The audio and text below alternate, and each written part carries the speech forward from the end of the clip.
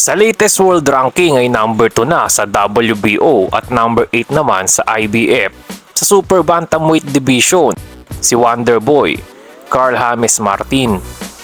Undefeated pa din sa kartadang 24-0 with 19 knockouts ang pambato ng Ifugao.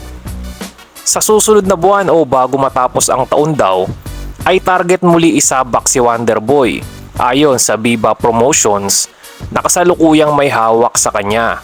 Hindi pa rin pinapangalanan ng susunod na mga kalaban ni Martin na kasalukuyang nagte-training sa Knuckleheads Boxing Gym sa Las Vegas, Nevada.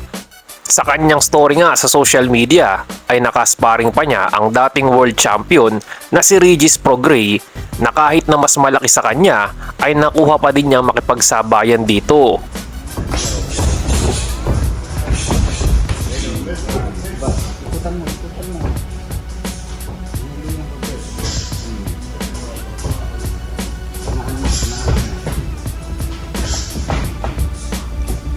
Gusto din ng kampo ni Wonderboy na mapasabak na sa world title fight sa susunod na taon.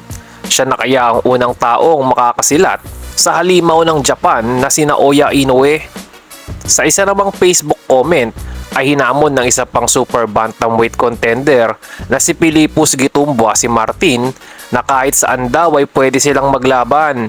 Si Gitumbua naman ay number 8 rank sa WBO at number 13 sa WBC ay dati nang nakalaban at tinalo ng angas ng Pinas na si John Riel Casimero.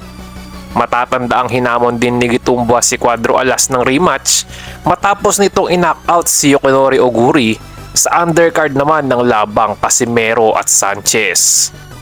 Update naman tayo sa ating WBC minimum weight world champion na si Melvin Jerusalem. Gusto daw ng Japan na mabawi ulit ang koronang inagaw ni Jerusalem kay Yudai Shigeoka. Plano ng Japan na itapat muli si Yudai o ang kapatid nitong si Ginjiro kay Jerusalem sa susunod na taon. Kung sakaling matuloy ito, ay ito na magiging ikalawang title defense ni Melvin matapos ang impresibong panalo kay Luis Castillo noong Setyembre. Bukod kay Jerusalem ay may isa pa tayong world champion na si Pedro Taduran na may hawak naman ng IBF minimum weight title. Nakatakda na ang title defense ni Taduran ngayong November 23 laban sa Chinese knockout artist na si Zhu Dianxing. Kapag naging matagumpay daw ulit si Taduran ay susunod daw niya ang magwawagi naman sa labang Oscar Collazo at CP Freshmart sa Riyadh, Saudi Arabia.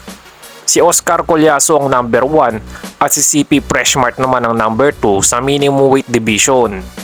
Nakuha ni Taduran ang IBF title matapos ma-upset si Ginjiro Shigeoka noong July.